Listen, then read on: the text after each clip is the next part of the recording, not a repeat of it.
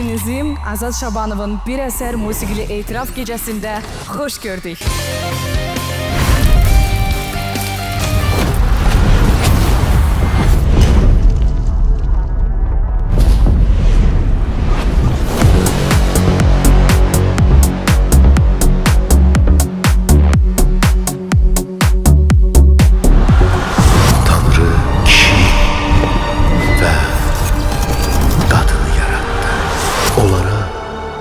Sevgi kimi bir möcüzəli duyğu bəxş elədi. Gözlerim kadar eşkine, gözlerine bakan oldum. Ellerim kadar titreyen, ellerini tutan oldum. Seni ben kadar yürekten söyle ben seven oldum.